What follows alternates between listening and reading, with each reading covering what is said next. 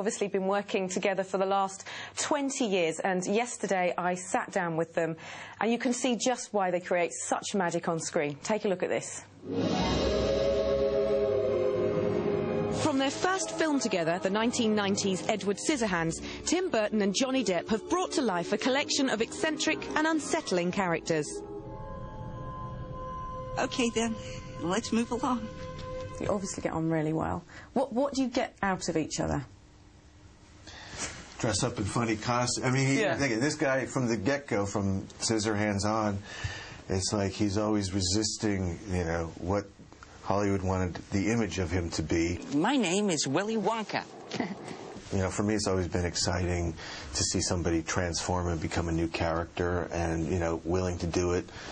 Hates watching his own movies. He's never seen one that we've made together. Really? Perfect. You're absolutely Alice. I'd know you anywhere. I'd know him anywhere. In their newest film, Johnny Depp plays the Mad Hatter, who's been waiting 13 years for Alice to come back to Wonderland. I spent your time waiting for your return. You're terribly late, you know. Naughty. Will you let your children watch this film, do you think? Have they? Did they love it? Because my daughter's 4, and I'm thinking she'd enjoy this film, but I wasn't sure if she was a bit young. Do yours? My boy's 7 and my daughter's 10, and they both went crazy. Really? Right, loved it, yeah. I'm going to try to show my boy tomorrow, but he's got an extra added burden of seeing his mother with a 5-foot head, so I don't know how that may be the most Maybe disturbing. that's how she first looked when he was a baby. That's right, so he's going to be just fine. He'll be just like home. Someone has stolen my top! Burton's wife, Helena Bonham Carter, plays the tyrannical Queen of Hearts. Did you steal them? No, Your Majesty. Tim, most of your films kind of celebrate eccentricity and odd people, and people who, sadly in the world that we live in now, often get sort of criticised and put down. Is that something that you feel quite passionate about? Yes, I do. And that's one of the themes of the movie, where, you know, she says, you know, crazy people, most of the best people are. Mad. You know, it's something I always fought against, that categorization in life. Were you the odd one out in your life, do you think? Oh, sure. You know, once you're treated as a weirdo, you always retain that thing that you felt when you were younger, that kind of like, you're the outside, you know, you're weird. I never felt I was weird, but by the time I was 10, you know, society, I was a definitive weirdo. Yeah. That obviously wasn't the same for you, was it? Or did you feel, is that why you went into acting, do you think? I went into acting by mistake. It just sort of happened. No, but I mean, growing up, I definitely felt the weirdo card as well, yeah. Stop that.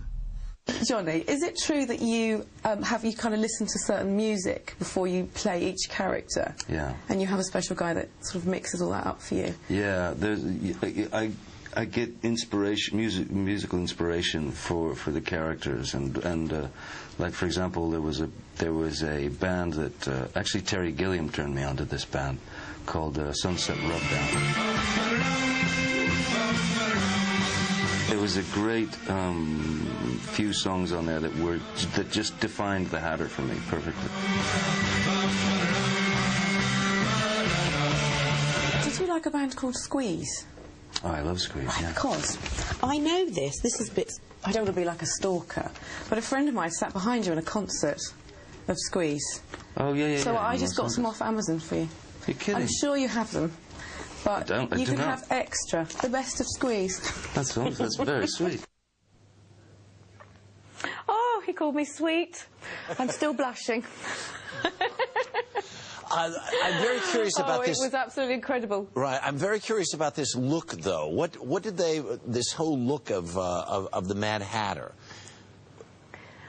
Initially, I think that Johnny was actually, by coincidence, a few months had just sort of read the story of Alice, and then when he was given the role, he painted a watercolour of how he perceived the character to be, and then he showed that to sort of the art designer and the makeup artist and stuff, and between them, they worked out how he was going to look. And throughout the film, when he changes moods, when he's sad, he has a sort of a much more dour, greyish colour, and when he's happy, his skin tone's a little bit more vibrant, and I think that was done in post. It's really clever. We had side-by-side pictures of Johnny as the Mad Hatter and Terry Thomas, the great old British actor, and with the gap in the teeth, it's amazing.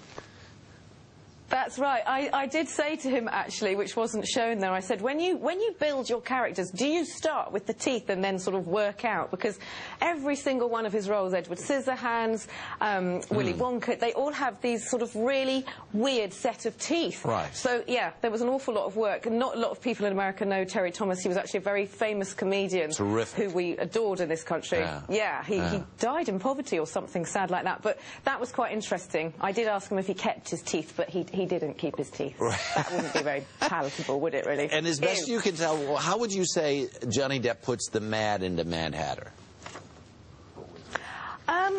It's only him that can kind of create that eccentricity that makes you sort of... He has a real vulnerability, Johnny Depp. Every character he plays is a little bit mad, but he has that sort of vulnerability which makes you just want to hold them and hug them. I think in reality, he did research and found out that hatters were actually mad because of the mercury that was contained in what they used to sort of make hats. So actually, they were all a bit barking, all of them. A bit mad, sorry, barking. All right. Amanda, good to see you. Stop by and see us sometime. And you. All right, Pat. We will. Thank you, Harry. Okay, bye-bye. Now here's Maggie.